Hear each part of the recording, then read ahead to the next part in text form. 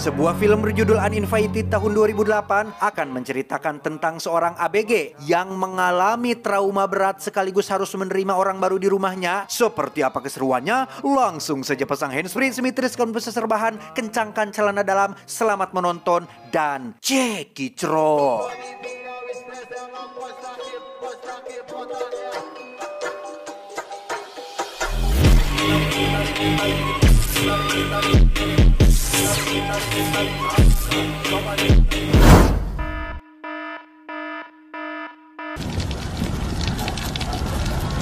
Cerita diawali dengan kelompok remaja yang sedang melakukan acara bakar bagong, di mana kisah akan berfokus pada seorang gadis bernama Ana yang saat itu sedang marah kepada kekasihnya dan bermaksud meninggalkan acara tersebut. Disitulah Ana tersengaja menemukan 3 tumpuk plastik, di mana saat ia mendekat tercium bau busuk yang teramat sangat menyengat. Dikira itu adalah uncal. Ana berniat membukanya, tapi tiba-tiba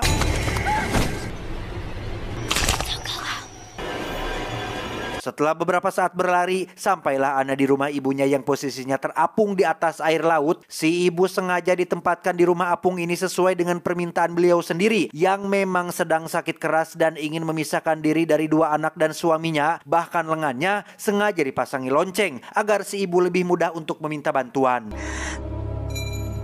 Melihat kondisi ibunya yang tiba-tiba kritis membuat Ana bergegas pergi ke rumah utama untuk memberitahu sang ayah. Namun setibanya di sana, Ana tak sengaja mendengar suara berisik dari dalam satu kamar yang tepat saat ia akan memeriksanya. Tiba-tiba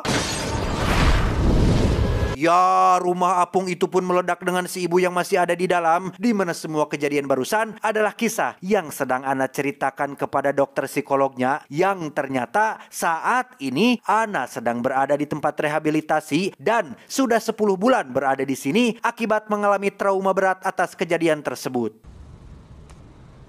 Dokter pun menyatakan bahwa Ana sudah sembuh dan boleh pulang hari ini. Mendengar hal itu, Ana pun sangat senang dan langsung berkemas tepat saat sang ayah sudah datang bermaksud menjemput, di mana salah satu pasien pun mendatangi Ana dengan raut wajah tidak resep, yang hal itu tidak terlalu diperdulikan oleh Ana.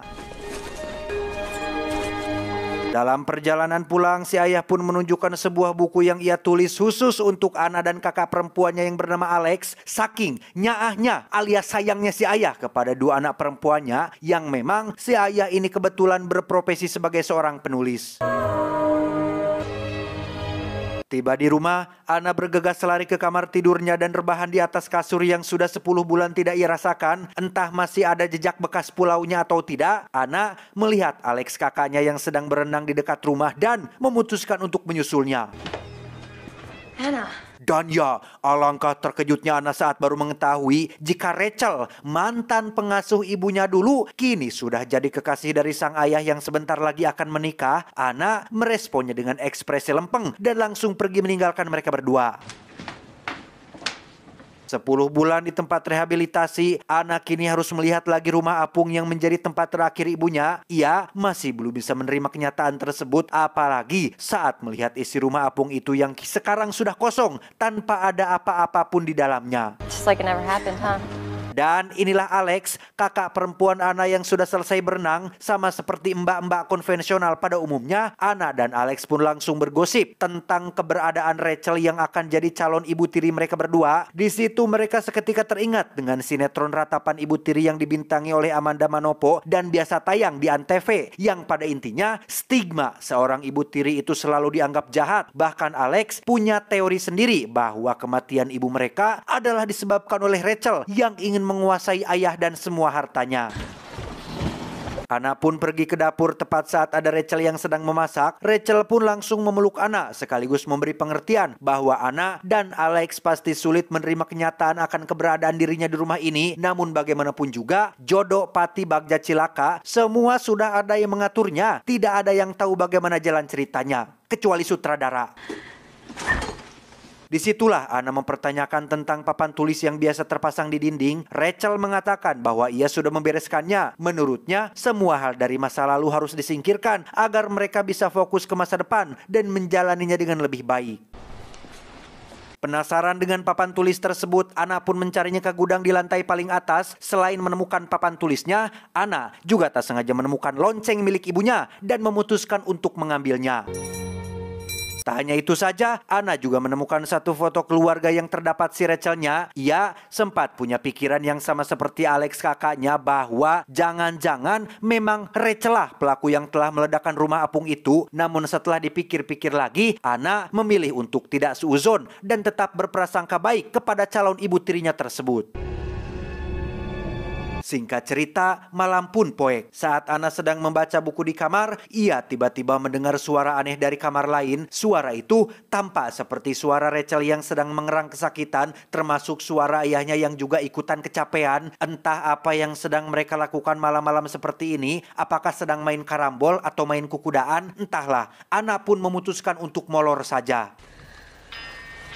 Beberapa saat setelah Ana memejamkan matanya, terjadi fenomena aneh saat kamarnya seperti sedang diganggu oleh seseorang. Ana terlihat masih memejamkan matanya sampai akhirnya... Keesokan paginya, Ana dan Alex memutuskan untuk melompat ke lautan demi untuk menghilangkan kapusing mereka atas keberadaan calon ibu tiri di keluarga ini. Yang setelah puas babasehan, mereka berdua pun istirahat sambil berjemur tepat saat muncul seorang pemuda yang tiada lain adalah Matt, pacar Ana yang sempat bertengkar waktu di acara bakar-bakar. Kedatangan Matt kemari adalah untuk mengantarkan bahan makanan milik Rachel yang sudah biasa ia pesan. Karena diketahui Matt ini bekerja di salah satu toko kelontong di dekat kota. Tak lama muncullah Rachel yang cukup merusak momen mereka berdua sehingga belum puas Ana berduaan, Matt keburu pergi untuk melanjutkan pekerjaannya. Malamnya saat sedang nonton TV bersama, Ana kembali dibuat ceringe tatkala melihat Rachel dan ayahnya bermesraan tanpa memperdulikan kedua anaknya, sehingga Ana langsung beranjak dari sana dan pergi ke rumah apung untuk menyendiri. Cuaca tiba-tiba memburuk tepat saat Ana masuk ke dalam rumah apung. Alih-alih bernostalgia sambil mengingat kenangan manis dengan sang bunda, Ana justru harus mengalami teror menakutkan saat ia melihat penampakan sosok ibunya yang menyeramkan dan tiba-tiba...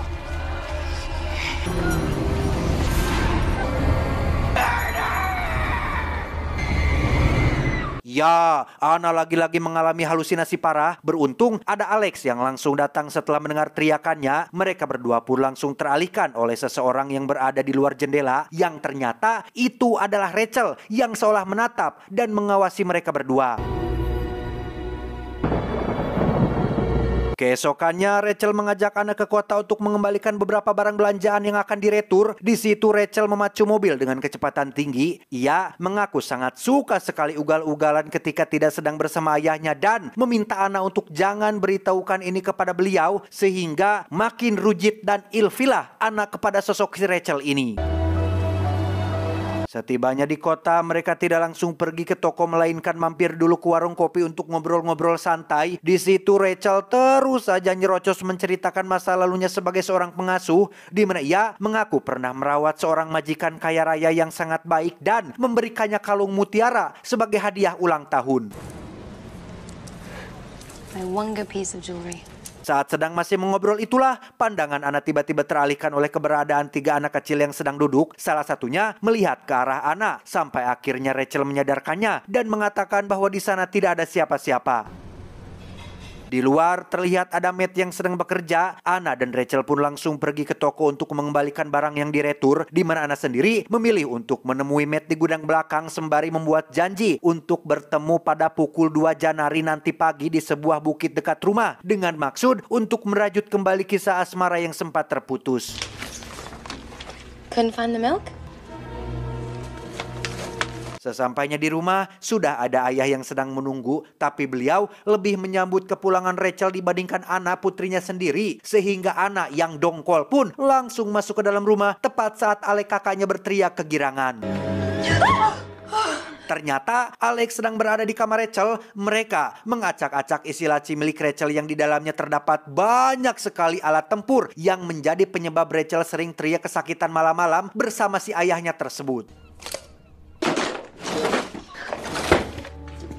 Malamnya, tepat pukul jam 2 Janari, Anna meminta Alex untuk menemaninya pergi ke bukit belakang rumah dengan maksud untuk menemui Matt yang akan datang sesuai janji tadi siang. Namun setelah beberapa saat menunggu, Matt tak kunjung muncul sehingga Anna dan Alex pun akhirnya pulang kembali ke rumah dan memutuskan untuk langsung tidur saja.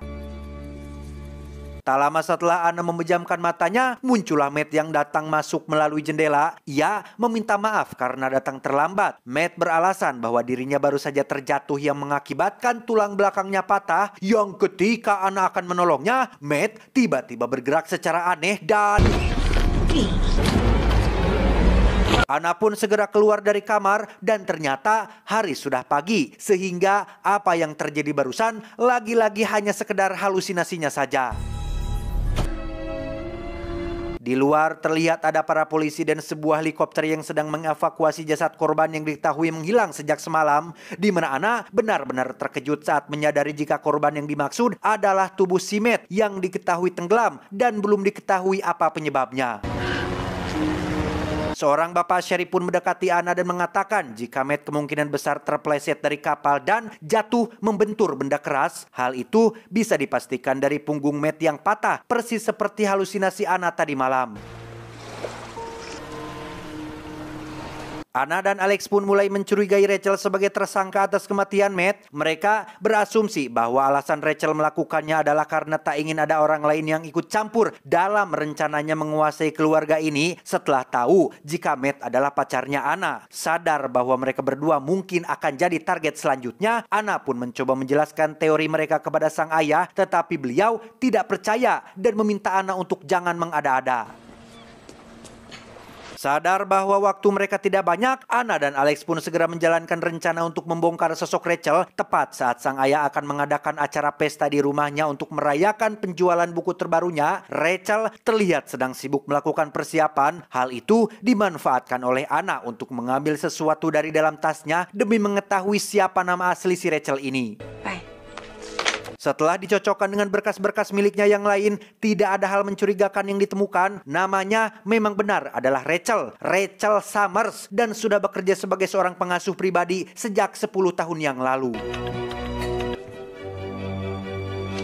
Singkat cerita, malam pesta pun tiba. Anna dan Alex terlihat kurang antusias dengan pesta yang diadakan oleh sang ayah. Mereka masih fokus pada rencana untuk membongkar sosok Rachel yang jahat, di mana Anna nekat menemui Rachel yang sedang berada di dapur dengan berpura-pura akan membantu pekerjaannya.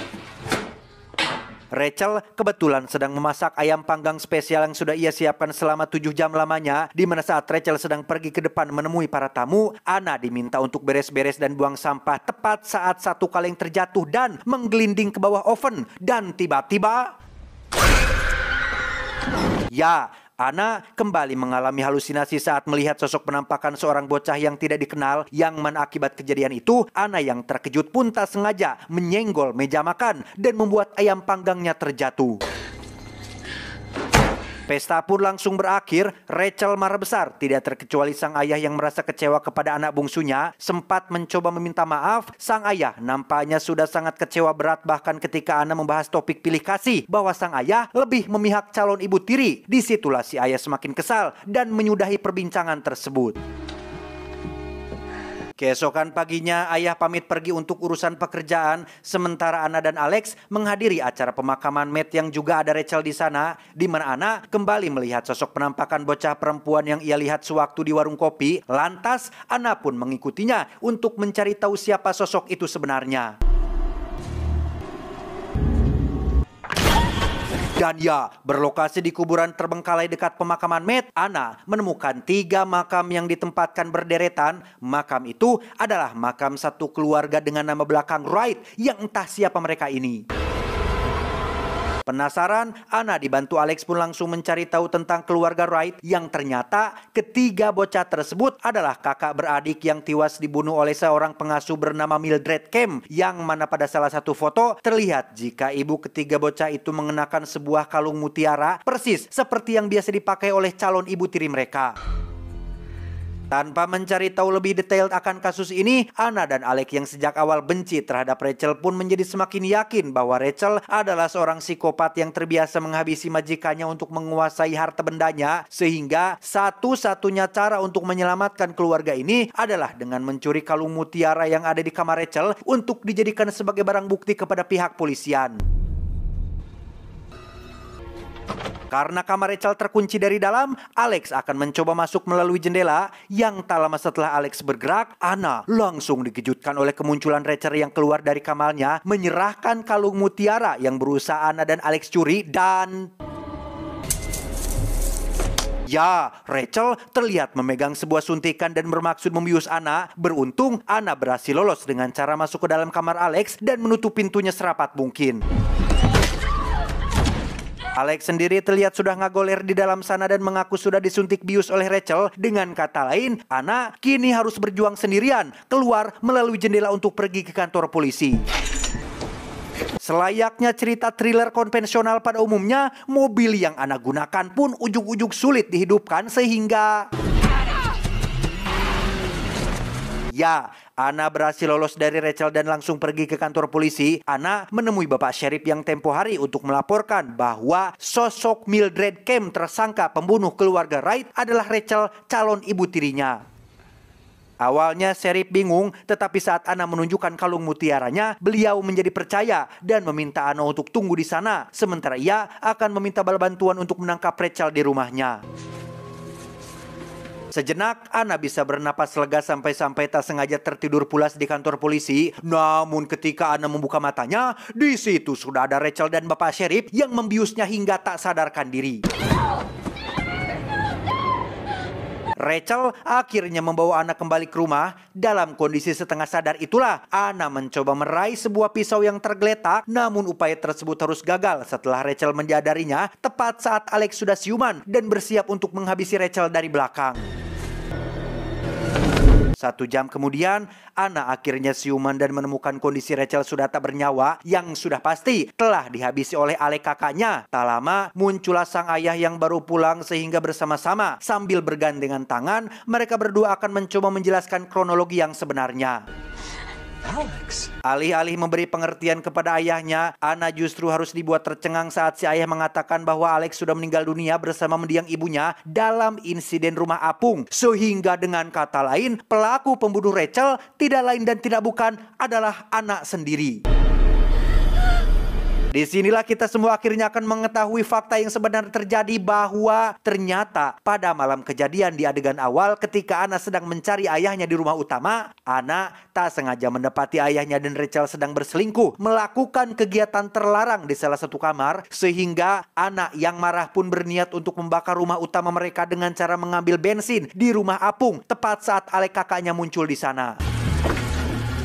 Karena Anna sedang diliputi kemarahan, ia tak sadar bahwa keran tangki bensinnya tidak tertutup dengan rapat. Ditambah, Anna menutup pintu dengan sangat keras yang menyebabkan lilin penerangan terjatuh, sehingga membuat rumah apungnya meledak dan menewaskan ibu dan Alex kakak perempuannya.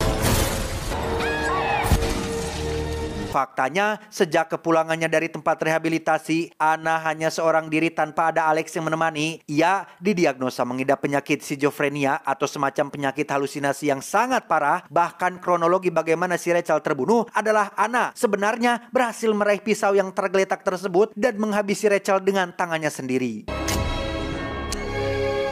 Ini juga menjelaskan bagaimana si Matt terbunuh. Matt sebenarnya datang pada pukul 2 pagi di bukit, di mana Anna sengaja mendorongnya jatuh dari atas tebing dengan alasan karena Matt mengetahui kronologi yang sebenarnya terjadi pada insiden rumah apung meledak, sehingga untuk melenyapkan saksi mata, Anna terpaksa harus menghabisinya. Anna, tell me what happened that night.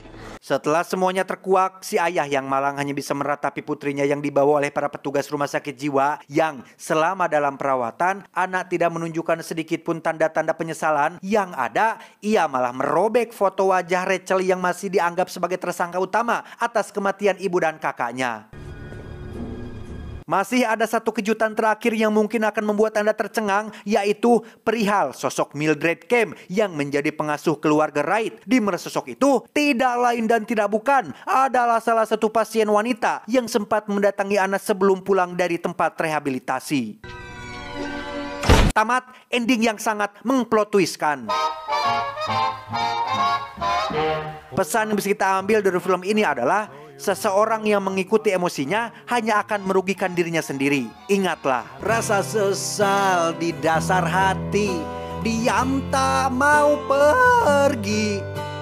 Haruskah aku lari dari kenyataan? Saya John, mewakili jajaran direksi yang bertugas, mengucapkan terima kasih dan sampai jumpa di video selanjutnya. Adios, Kacang Mede Uni Eropa mengikuti.